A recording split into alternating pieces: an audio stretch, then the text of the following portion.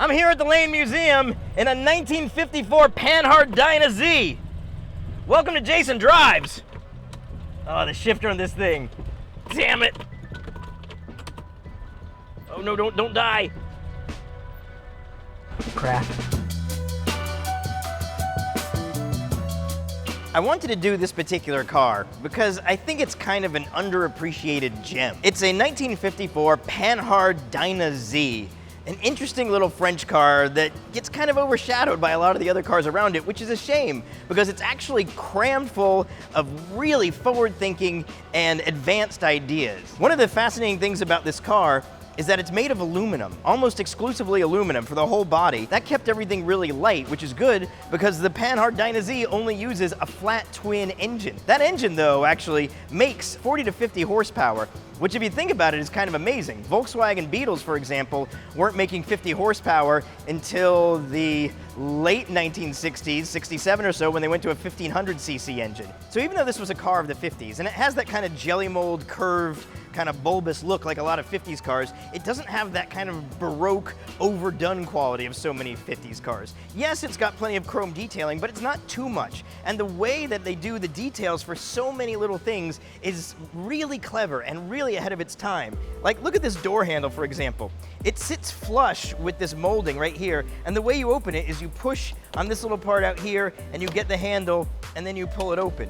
It reminds me of like Miata door handles when they came out. They were just like little finger things. And then we also have like the turn indicator I really like because it's mounted in an unusual place, but it's actually a very visible kind of place. You kind of see it from all angles. It's just a clever little thing. They thought these things through. Instead of having the instrument and a dashboard that goes all the way across, you've got all your instruments in this strange, long, binnacle thing. It's a combination steering column, and your dash is, all your instruments are right here. You got your speedo, odometer, fuel. All your control switches are on top right here.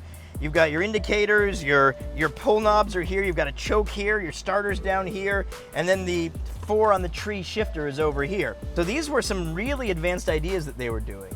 And it's actually quite comfortable. These seats are very springy and squishy because it's a front-wheel drive car. There's no tunnel, so there's a ton of legroom. It's a fascinating little car for this era. Let's talk about this engine. So 851 cc's, making either 40 or 50 horsepower depending on year. It's air-cooled, as you can see, this lovely aluminum fan shroud that goes here. It's really close in basic design to a Citroën 2CV engine, but as you know, or may not know, a 2CV engine, for not much less displacement, was only really making like teens and 20s amount of horsepower. They're packing a lot of power in a very, very small and efficient drivetrain here. There we go. There we go. Yeah! Dyna Z! I like this big comfy bench seat. It's so springy. I feel like half the suspension is done just right here in the seat because it's a bouncy, springy seat. I think maybe we can take her on the road. Hopefully I won't stall. That's the dream.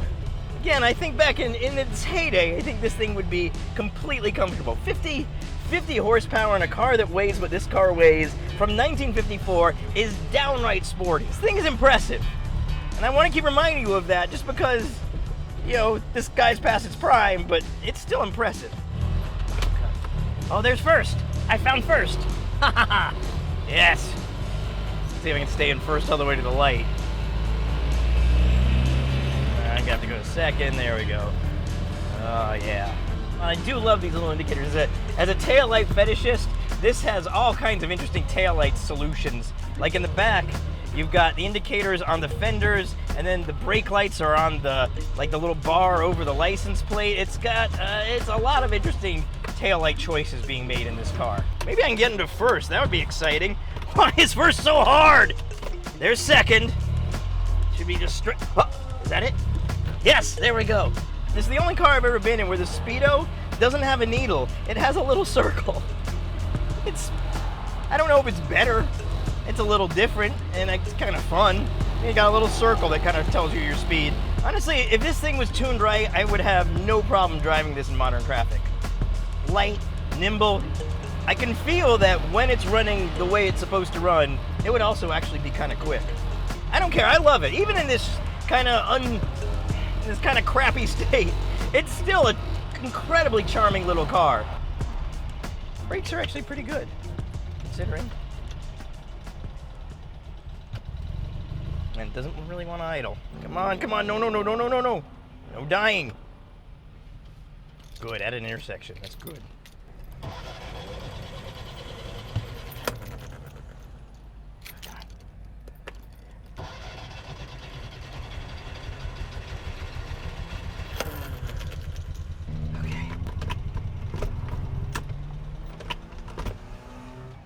God damn it. Don't honk at me.